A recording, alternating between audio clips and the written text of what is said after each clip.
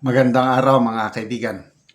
Bigyan natin ng opinion, reaction ngayon itong Facebook Reel posted by Real Enlighten.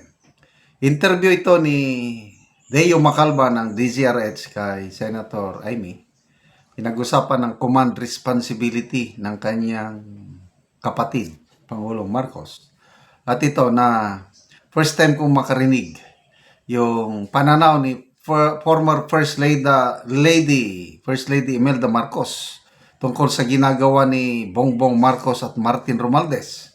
Nako, pahayag ng senadora, galit na rin daw si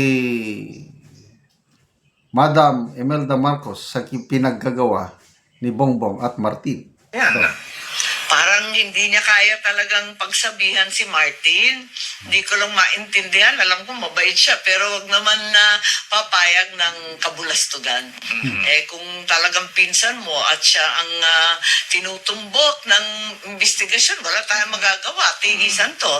Ikaw naman ang manang, hindi ba sila nakikinig sa iyo? Dapat sabi ko siya, nakikinig. 2021, gagawaw na ako dyan Pero hindi nga ako masyadong pinapansin. Pero palibhasa, mahal ko naman yan kahit papano, kahit nagagalit siya sa akin. Gusto ko talaga na maisaayos kasi ang sagwa naman itong nangyayari. Ayan na, hindi ba nakikialam? Hindi ba kayo pinagsasabihan ni Madam First Lady Imelda Marcos na nakakahiya kayo, magkakapatid, magpipinsan hindi kayo nagkakasundo? Yung nanay ko, talagang politiko sa lahat sa amin. Kahit sa tatay ko, yun ang politiko sa lahat. At alam niya na hindi tama ang nangyayari. Parating tinatanong sa akin.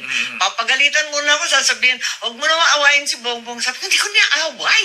Sinasabi ko lang, mali itong prinsipyo, yung mga policy at yung mga tauhan niya, nagkakalat. Lalo na yung Martin na yan. Pagkatapos, yung nanay ko sa ngayon naman sa akin, sabi, mali nga talaga. Bakit hindi tinutulungan ng tao? Bakit kung ano-ano ang inaatupag? Nagagalit talaga yun. Ano ba? Sabi niya, mabait ang Pilipino sa atin. Talagang binigyan tayo ng lahat ng biyaya sa mundo. Ano bang nagawa natin para sa kanila? Yan ang dapat sagutin ni Bongbong at ni Martin. Nagagalit yun Wow! Hindi ba nagbibigay ng unsolicited advice, ika nga? Siguro walang may gusto ng unsolicited advice. Ay, nako talaga. Tapos nakakatawa nga, sabi ko, ano ba ito? Pakonti na ng pakonti yung family reunion. Ako ang unang na outside ako lambo. Pagkatapos nun, ayan si Toby. Nung sinisisi na sa kanya yung alyansa nung eleksyon, abay nagalit na. Pagkatapos noon, nag-disappear na si Martin sa sangkatutak niyang eroplano. Sabi ko, ilan na lang kaya ang pupunta sa family reunion ng Pasko? Command responsibility. Salamat sa revelasyon ni Senator Amy Marcos. Una, bakit hindi kayang pagsabihan ni Pangulong Marcos Jr. yung ginagawa ni Speaker Martin Romualdez? Nakakapagtaka Yun nga, na sa Senate Blue Ribbon Committee hearing, nalaman ko through kay Congressman Toby Chanco na galit ang presidente sa ginawa yung 2025 budget, galit daw ang Pangulo. Kailang hanggang doon lang. Galit lang siya. Kailang wala siyang nagawa. Kasi yung mga flagship project ng Pangulo, yung nasa National Expenditure Program, example, mga tulay, mga irigasyon ba, yung para sa masa. Maganda yung plano Kailang pinalitan lahat ng mga congressman. Pinalitan lahat, tinanggal. May pundo na yung mga flagship projects, kasama na dyan yung mga foreign assisted project, yung counterpart fund ng gobyerno, nandun na. Inalis sa program funds, yung may pundo, inilagay saan program. At ang ginawa ni Speaker Romualdez at mga kasama niya, yung mga pet projects nila, iyon ang ipinansak sa program funds. So, galit daw ang Pangulo. Galit, as in galit. Kailang hanggang galit lang. Wala siyang nagawa. So, iyan ang malaking question. Bakit hindi niya kaya si Speaker Martin Romualdez? Yun. Salamat naman at nagsalita si Senator Amy. Ngayon ko lang nalaman, naggalit na rin pala si First Lady Imelda Marcos. Na, ano bang ginawa nila para sa Pilipino? Wala. So, nakikinig ba sila? Wala. Ayaw daw makinig eh. So, oh, by the way, si dating Governor Chavit, may tanong din siya. Speaking of Ilocos Norte, ito, may post. Bakit hindi imbestigahan ng ICI ang Ilocos Norte? Ito, post ng News 5. Bakit Bulacan lang ang binubugbog? Tila sadyang hindi isinasama sa investigasyon ang flood control project sa Ilocos Norte, ayon kay dating Ilocos Governor Chavit Singson.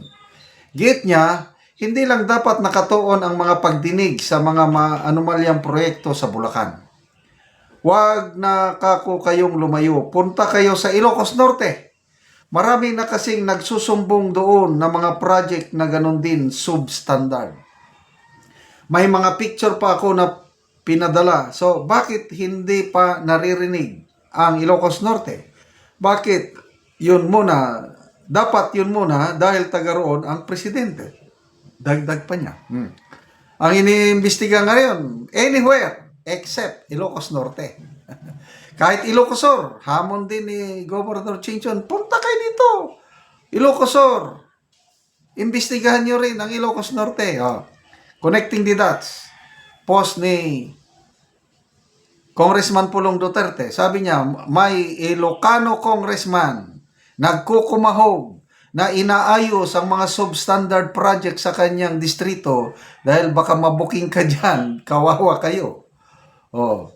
Tapos, 2 weeks ago ata, mayroong contractor, female engineer na ginorgor sa Ilocos Norte.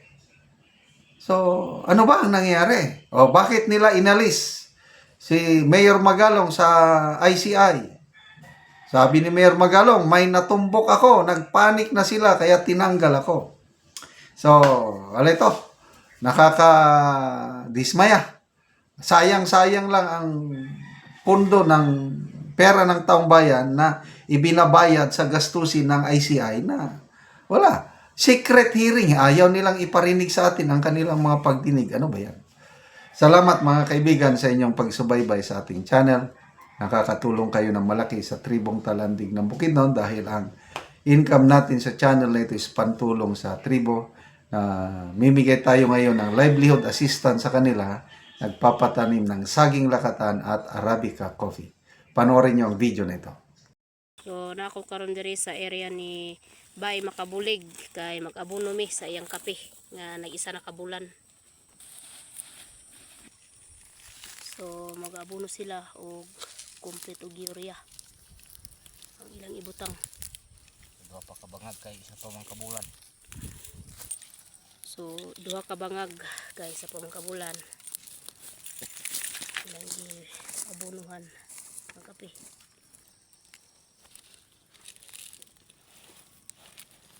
So, mo ni ang kape ni Bay Makabulig 1,800 ni kapunuan. So, tag 25 ang isa ka punuan ani.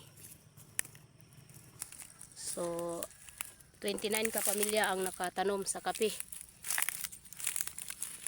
Tag 25 ang isa, so nikabat og 14,550. So, human naman og abono, so mag-spray na po sila.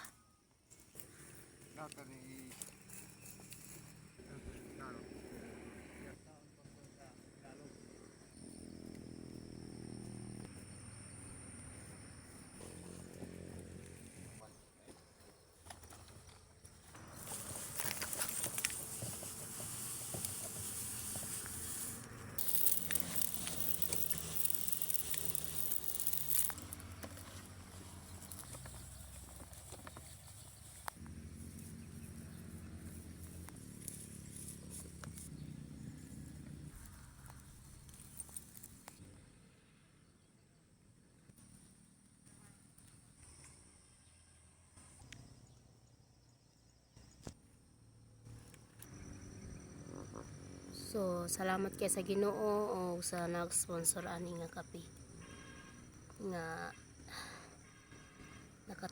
nakapananom ra gyud mi og iyahan ni Bae Makabulig.